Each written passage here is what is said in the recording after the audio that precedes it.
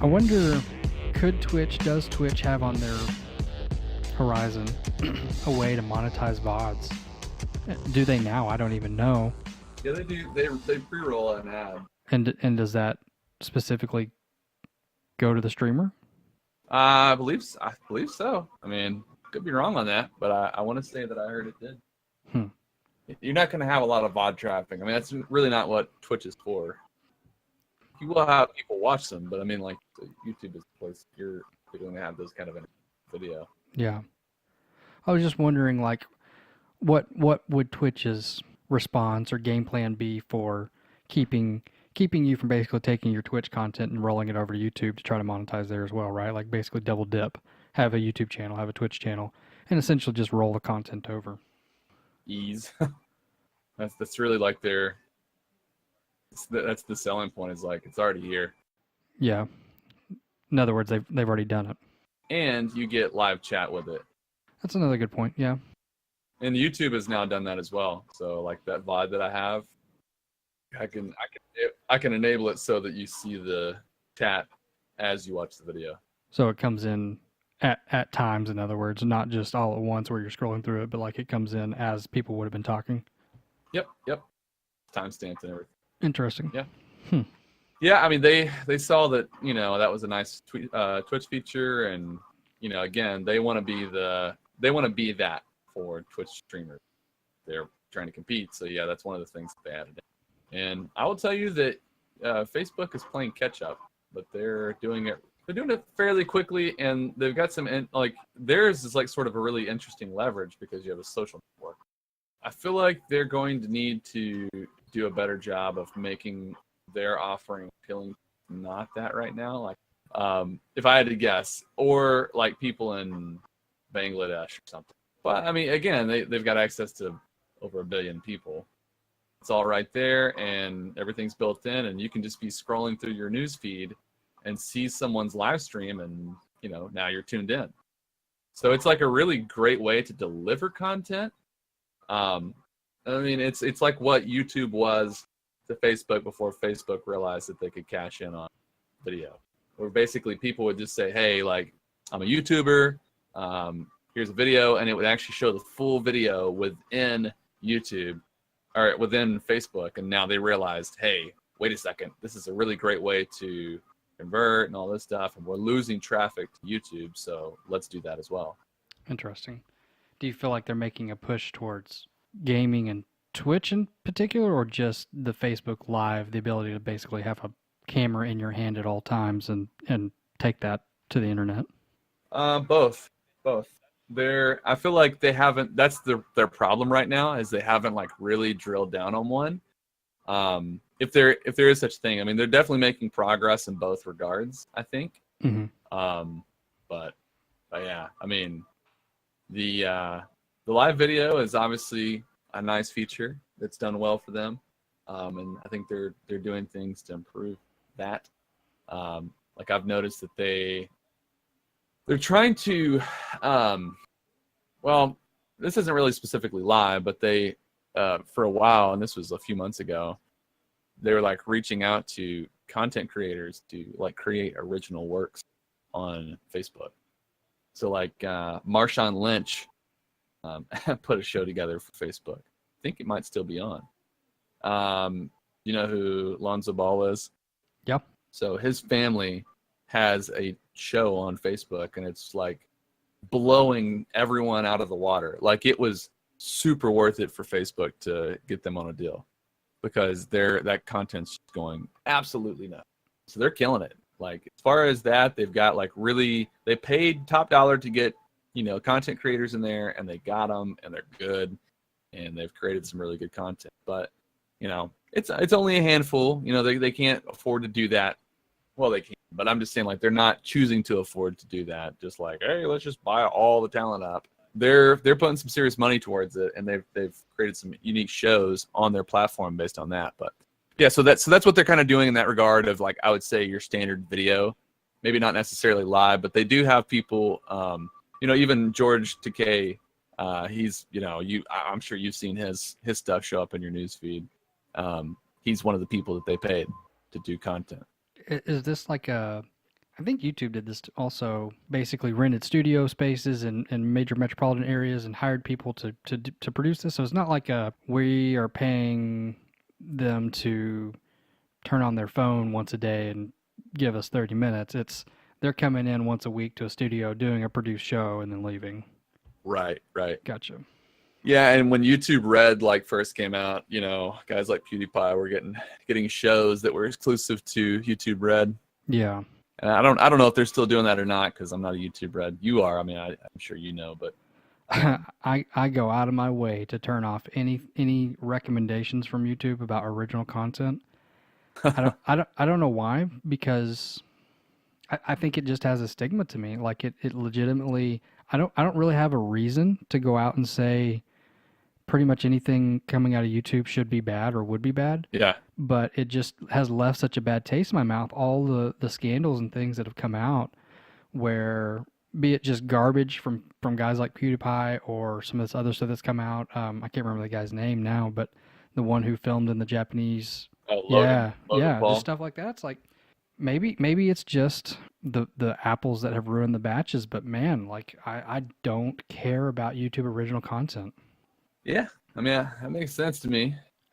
they've obviously they've obviously had some issues there, but yeah, in general, though, I would say, they YouTube has had pushes that they do, and I feel like Facebook is kind of like a little behind, but so it's almost like Facebook was behind YouTube and making some of this stuff happen, but I feel like they're accelerating a little faster right now. It doesn't mean they're going to continue to accelerate fast, Yeah, but because there's a certain point where it's like, okay, what you're spending a lot of effort for very small gains. Is it worth it, right? And that's a question you're going to have to ask. But yeah, there's still several things that Facebook doesn't have that you would get on Twitch. So I actually watched a video of these people who were on different platforms, and they were kind of talking about their thing. This one girl, man, I don't remember what it is, but she was rah shish kumbah for Twitch, and it was kind of sickening, like how like just blindfolded almost she was about how great Twitch was and how ain't make any mistakes. But it's like she would say like, oh, they can make mistakes sometimes. Anytime you ever tried to say they made a mistake, what? Nothing. Oh no, they did on me. Like, so she would say it because you're supposed to say that, and it sounded to me like she was getting very heavy preferential treatment from their staff. I mean, just from watching that interview, she was like, yeah, I know all these staff members like personally. I know a lot of people there, and if I ever have a problem with anything, like, I can just immediately contact someone and they're talking with me and we resolve it instantly. And because they were talking about support, right? And one of the beefs that was brought up is that like there's one guy who's like riding Facebook. There's one, this girl was riding Twitch. yeah, There's another girl and she was a mess. And it's like, I don't like this panel. I mean, I suppose it's much like any any kind of like media, like mainstream media you see. You got bias side. And they were talking about, Twitch does not support you if like, and it's good. No, they do support you. No, I get instant support. And they're like, well, everyone else, and this guy had like data. He's like, yeah, there's like this many percentage of people that feel like they've been left out, and this is kind of something that's only available to affiliates, if or is it affiliates? It's partners at like the highest level, right? yeah. Yeah, so basically they're saying, only partners have access to this. Affiliates do not get access to this. And to make it, partner, of course, you have to be so high. And, and they said, whereas with Facebook, everyone gets that support. And then, well, I've heard that, their system is terrible and they don't know what they're doing. And yeah, it was a mess. Anyways, I don't know why we're getting into that topic, but yeah, all that to be said, I don't know really which one I would pick. I'm kind of thinking my strategy might be when I start doing some streams, because I was kind of testing the waters today with what I did just to see, number one, what kind of quality I could put off, from the PlayStation 4, and if it's a viable option for what I'm doing. I'm thinking the answer to that is no. I think what I would want to do in the future is like capture with a capture card and then just use my microphone and stuff, because I have to use my headset to record. And my headset's not bad. I mean, it's not the worst in the world, but I like this mic a lot better. And like if I want to talk to my chat, I have to talk to my party as well, and that's just really annoying. And there's not like a quick way to mute. I can click a button and go to mute this channel, and then then I can talk to my audience. And every time I do that, every time I access my menu, stream goes blue because it doesn't want to show any of your settings. Yeah. Every time I'm talking to my audience, they're going to see the screen go blue. That's not very good, right? Yeah. So that's not viable. That's not something I want to do. So I needed to run through my computer. Anyways, I think your question was, is Facebook targeting gamers, or are they targeting kind of more live? And I would say they're trying to do both at the same time. But their thing with gamers is they've made kind of like there's like a partner program that you can do almost, but it's not like anything really advanced. I'm a part of it. I mean, if I can sign up for it, it doesn't really have any restrictions, honestly. Now that may change. They're working towards monetization. They have monetization available to top contributors. So like if you're crazy, you got tons of people watching you, you'll get a cut. So it's kind of like what YouTube is doing now, except much higher bar. So YouTube is 1,000 subs and 4,000 watch hours. I want to say, if I remember correctly, kind of the magic number was like 100,000, something like that. I think that's correct. I could be wrong, but I want to say it was like a really high number. So basically, it's almost a beta in a sense. Interesting. So they have monetization available, and they will roll out more monetization in the future for smaller people. And we don't know what that's going to look like. I think it's supposed to come out for everyone. And their monetization is really weird because you don't get paid based on the number of ads. So it's not like, okay, I have one viewer watching one ad. That means I get 0.0002 cents or whatever. Theirs is kind of like, I brought a user in to watch video. They watched 5 videos in that session. My video was 10 minutes long, and they watched all 10 minutes of it. And then they continued to watch 50 more minutes of content. So I get that percentage, like that one. I get 1/6 basically of the ad dollars generated during that time. That seems a little weird. So here's what I think is interesting about that. And in my opinion, I don't know that this is like scientific, but this is what I'm thinking it's gonna do here. Basically, it will run ads based on like the topic. And let's say, I'm doing an automotive show where I talk about new cars coming in. And you're doing a show about, keyboards, right? Well, the advertising dollars spent on a car advertisement is much higher than that keyboard advertisement. I can guarantee you that, right? So if I'm splitting the total pool, basically my money is going into the pool and then it's being split. So it's kind of like, when they do like the waiter tips or the cook tips and stuff like that. If I understand it correctly, but that's my take on it, and I'm assuming that's probably true. That's what they said is like basically your percentage of viewing time is how you get paid on that user's interaction. And this is something they've laid out? Yeah, it already exists from what I understand. I remember this, and I could be wrong on this. I want to say it pre-rolls 1, or like it kind of like mid-rolls, like you wait a little bit, then it rolls 1. But then you have the option to take ad breaks, kind of like Twitch. I mean, they're taking a lot of things off of Twitch. I think it's a little different. I don't know all the details about that. I haven't messed with it, and I wouldn't be capable of even testing it because I'm not, that high level member. They're kind of doing that again for bigger brands.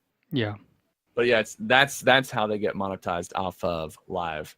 There's a certain point that you hit. I remember this now. There's a certain point that you hit in a live stream.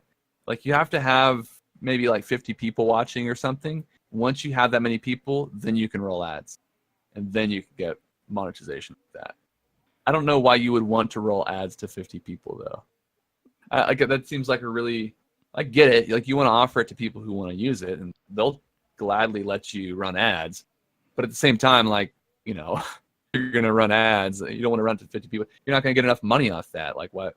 There will be people who do it. That's what we were talking about with Twitch affiliates. The average 3 viewers to get an affiliate invite. What are you going to do with 3 viewers and the ability to subscribe to your channel. It's when they decided to flip the switch. Probably Sure. doesn't make any sense at that point, but it's the low barrier to entry so that you feel like you've made progress, and now you've got a metric to watch to see to judge your growth. Sure. Sure.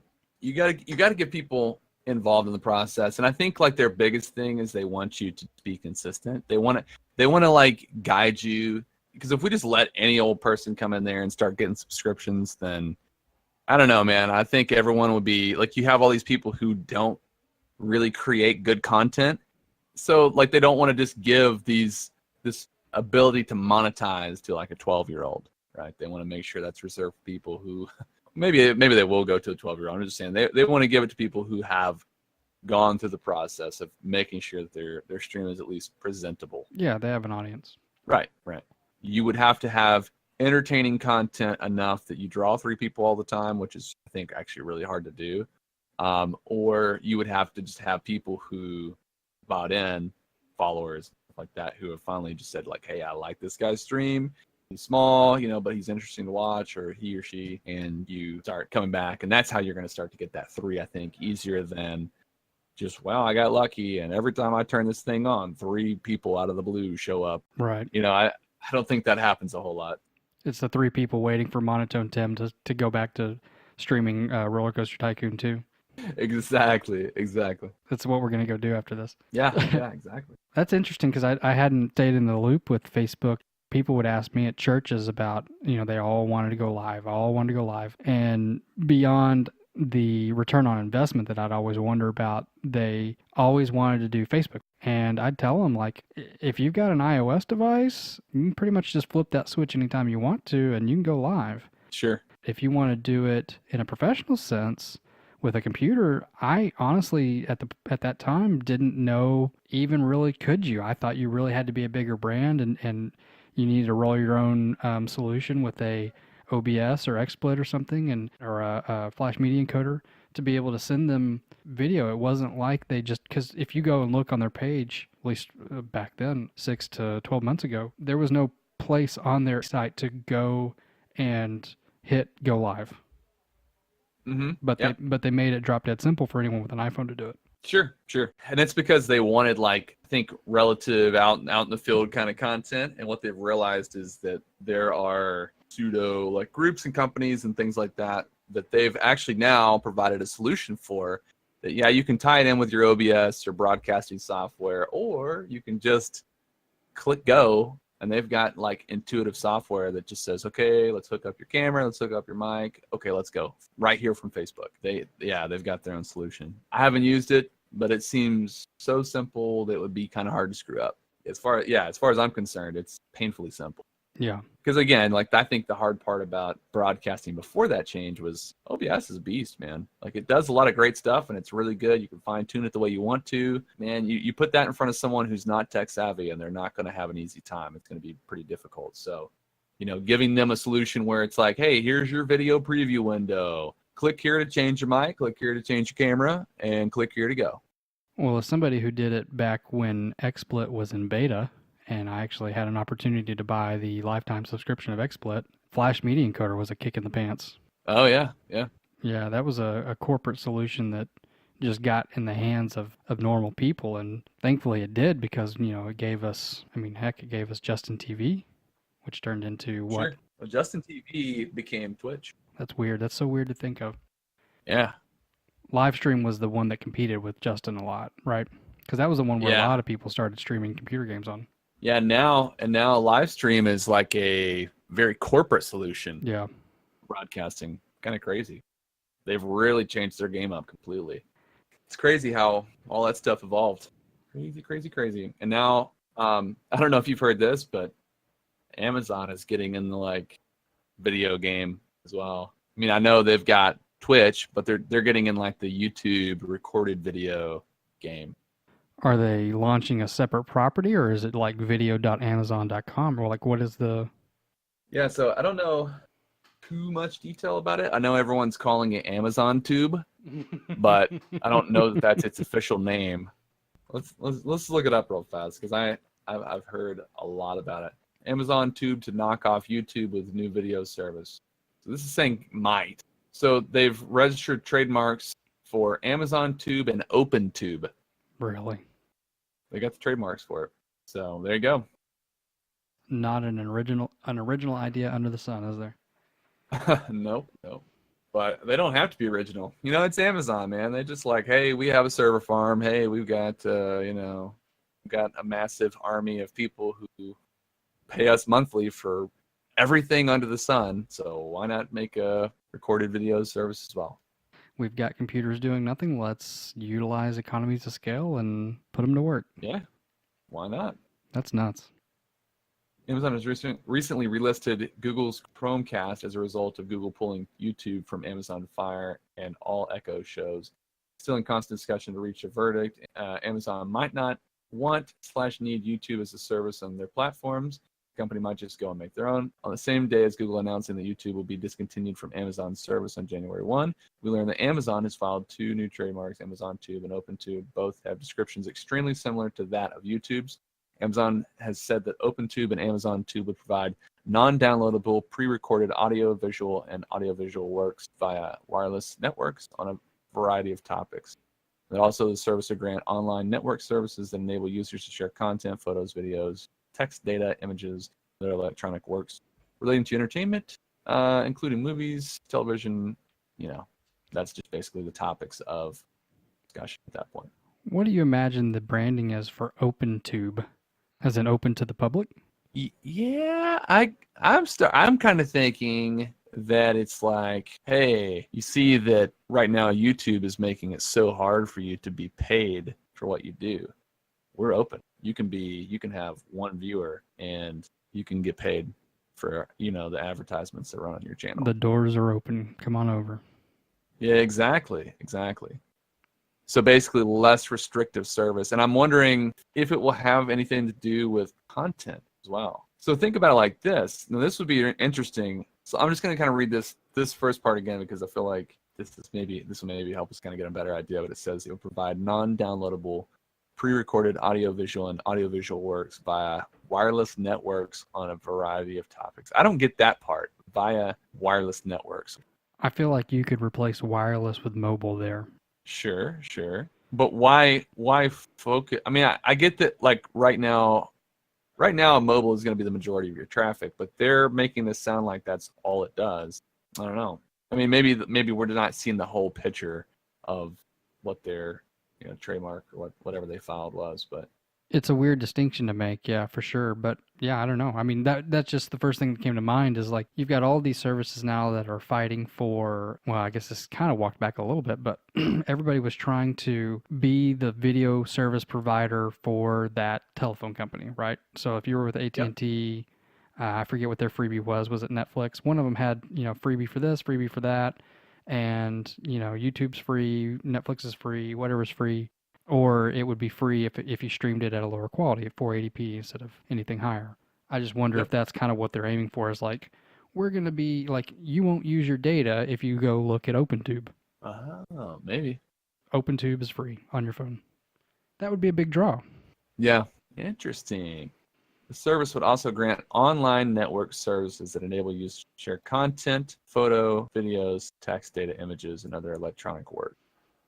It doesn't sound like it would be exclusive to video. I mean, it would be everything. So it kind of sounds more like social network. So it's like maybe the whole idea of open is you can share whatever you want.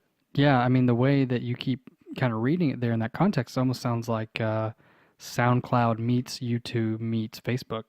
Yeah, exactly. Yeah, it's tough, man. I mean, it's hard to be like that level of visionary because I think what social networking is and what it's like kind of going to is so different from what I kind of imagined. It's almost like once people kind of got the idea of social networking, it's like, oh, this is boring. And now we're creating these like really, I don't know, like I don't really know the right word for it, but it's almost like we're making these very exceptional experiences. So everything is like video, everything is image, and I get that, like people are visual and they want to see things, they want to experience things like that, but anymore, like, and this is something that I think is good because I think it works in my favor. when you go on YouTube now, all these people are bitching about, oh no, YouTube won't recommend my content. And it's because like you have to have this high bar now. People expect a high bar, and there's enough people that have a decent voice and they can put decent content together, and they can, they have interesting guests, and they're whatever their draw is, they've figured it out, and they've kind of like brought their brand together. They've figured some of those things out. Like I don't think I can do something like a Ninja, right? Ninja, right now, Fortnite player, he's crazy, man. He can't be touched. Like, he is the best at that game, and he's riding that wave, and by all means, he should, right? Like, hey, kudos to him, because I remember watching him when he had like 100 people, right? And I was one of them, and he's in there playing Halo every day, like working harder than he is now, even. Like, he was streaming all the time. And if he wasn't streaming, it's because he was at a Halo tournament. Dude, he had 100 people for like ever. And then like this game comes out and he's playing it and he sticks to it. And next thing you know, his channel just blows up. He's huge now. He's set all these records, like record subs, record live stream. It's not like not like a tournament or something, like an individual live stream. The record for that.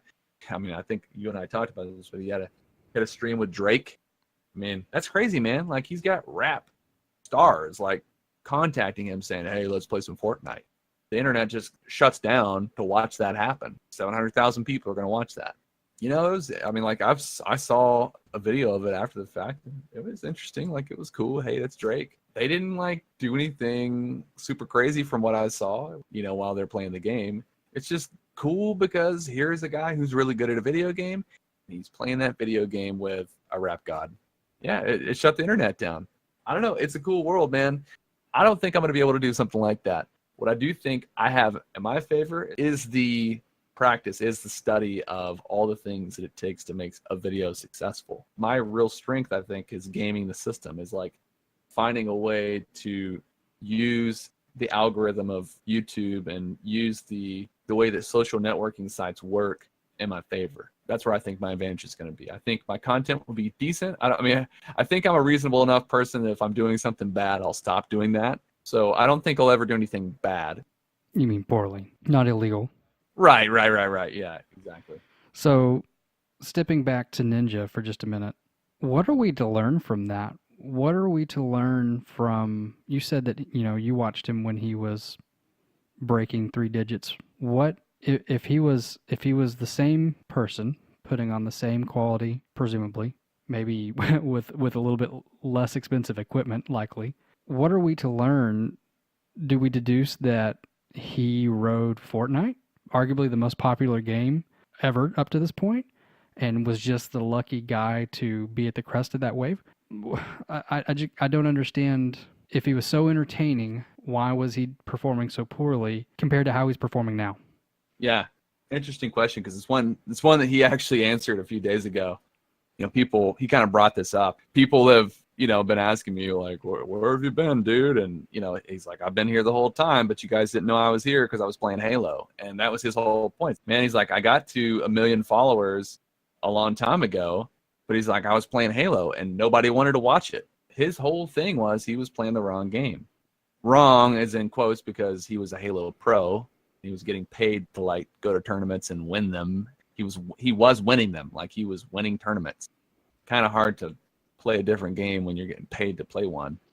He was making a living off playing Halo. So it's like, you're not gonna, hey, I've got this cash cow here. I go to a tournament and make 50 grand winning the thing. Now I'm gonna stream, StarCraft. It doesn't make any sense. His whole point was like, once I got over Halo, once Halo kind of like disappeared, I realized that it wasn't coming back. I started playing other games. And I remember that phase too. Like, he was playing just whatever he wanted to play at that point. He had moderate success. Like, I would say, I remember tuning in and, he went from like being a guy who had several hundred people. And like, there would be times where he'd have like 1,000, even back in Halo days. But that was pretty much the cap. It was usually around a few hundred. And so when he started doing more variety stuff, his numbers increased because people just really hated Halo. So he started doing different stuff, and some things like, he would get the same numbers as he would with Halo, but he would play kind of a more popular game and he would have several thousand, 2,000, 3,000, something like that. I think he just it was the right place, right time. And you use the word like, was he riding the wave? No, I don't think he was, because when he started playing Fortnite, I don't think Fortnite was anywhere close to what it is now. I just remember it coming out, and PUB was the established game. Everyone was playing that, and all the big streamers were streaming it. Dr. Disrespect is over here, got 50,000, 60,000 people watching him play PUB. He's killing it, man. And so a lot of people are playing PUB, and I think even Ninja was as well. When Fortnite came out, he was one of the first few to kind of say like, hey, I'm going to consistently play this. Then the game just blew up. I don't know if it happened overnight, because honestly, it felt like overnight to me. Dude, I don't know, because I just remember when I saw Fortnite come out, I was like, oh, that's cool. I'll watch it. I watched it a little bit from other streamers. It didn't seem like the kind of game I wanted to play.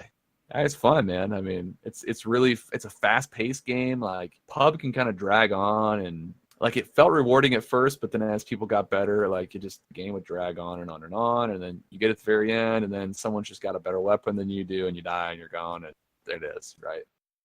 Fortnite, it's a quick game. Like, I feel like you can end a game like in 20 minutes if you're going to the end. It's fast paced, it's fun. You're kind of in the game the whole time. There's very few times that you just don't find anybody. It's such a small map that it's pretty likely you're going to come across somebody, and usually you're going to come across them right in the first place you land. So I think like all of those elements kind of work together, and yeah, he was just the guy. He was the face of it. He came into that with 1,000 followers. It's not like he built a channel from scratch and picked the right game and then went from there. He was established. I mean, he had 1,000 followers, but he played a game that no one wanted to watch anymore. And so then, like, as he started playing Fortnite, he piqued interest again, and yeah, that's how he can take off. Roll that all up together then. What was the secret sauce? Is Fortnite a good game to stream, and so people are interested in it, and because it was popular to stream, it got popular? Is Fortnite popular because Fortnite is free? Where is the chicken and where is the egg here? Yeah, I think it being free has a big part to do in its success. I mean, it's free and it's everywhere. Multi-platform. Yeah, multi-platform, and they have crossplay. All the things that you could want. I can play with my friends on Xbox. I can play with my friends on PlayStation. Now, right now, PlayStation cannot play with Xbox. That's really between those companies. But yeah, I mean, man, you can play that. And now they've just added Fortnite to iOS, and Android is coming soon. So you can even play on your mobile phone, and you can play crossplay on your mobile phone. It's ridiculous, man. Yeah, it's super easy to get into. I mean, at this point, everyone has a phone. Everyone has a console or a computer. If you don't have one of those devices, then you're in a very, very small percentage of people in the United States. Yeah, it's everywhere. And now it's so easy to stream. Now it's so easy to watch people stream. It's like anything. When you play something, you want to be the best at it. So you want to watch the best to be the best. Ninja's the best. He creates ways to kill people. One of the interesting things I think about Fortnite is that they are constantly adding new things to the game. One of their big successes is that there's never a dull moment. Ninja has all kinds of fuel to create a highlight reel. I mean, it's crazy, man. Like, he taunts people with the way he kills them. So they've created this game that like has this really kind of viral mojo to it. Like, it's perfect for sharing and clipping and stuff like that. So yeah, that's a success. I think like they've created a game that's just really interesting to share and show interesting ways to play the game. I don't know. It's almost like it's a perfect storm the more you think about it. Yeah, I absolutely agree. I kind of, a few months ago, I was like, why are all these people playing this game? I think a lot of it was I just didn't play it. As an outsider's perspective, it just looked like it was not something really fun, but I didn't kind of see the potential of like how exciting the game is. Like, I didn't see that from watching it to start with. And the more and more I've played it now, I just see like, man, I just have a blast playing it. Yeah. It's fun, man. They've created like digital crack. I saw a post on there. Someone was talking about how it's a shame that what the game originally started out as is like so far from what it is now. And these people were kind of like almost sad that it's become what it is. And I had a really hard time reading this article because the game is like blowing up. It's huge. It's a massive success. Their whole point was they didn't buy this game for Battle Royale. They bought this game for Save the World, which is their single player mode that you had to, at this point in time, you would have to pay money to play it. They eventually hope to make it free to play. And then there's like payable loot boxes. The dreaded 3-letter word, PvE. It is that, yeah, it is PvE. Oil and water to internet games. Yeah, exactly, exactly. You know, the thing is like this is not a situation where you have PvE in a PvP world. It is just strictly a PvE mode, and then there's the PvP mode, which is Battle Royale. From that perspective, it's interesting, but this person was kind of saying like this was like their brainchild. This was their baby. They've had this idea forever, and they dreamed up this really elaborate concept behind build a fort, save this city from waves of zombies. And this was like people kind of saying like it's a real shame because this game has like gone so far away from that now that they're probably not going to like really do it the justice it deserves after all these years. And like I understand that because those are obviously people who are very dedicated to that game mode. A lot of people are very upset that it's not getting the love that it deserves. But man, if you look at Battle Royale, it's hard to deny its success, man. They've really found something great. And again, this was not their original idea. That's not what their game originally set out to be. And they just saw the success of Battle Royale games and said, hey, we could do that. We've got the assets. We've got something really unique here. Let's try it out. And hey, it's been very successful.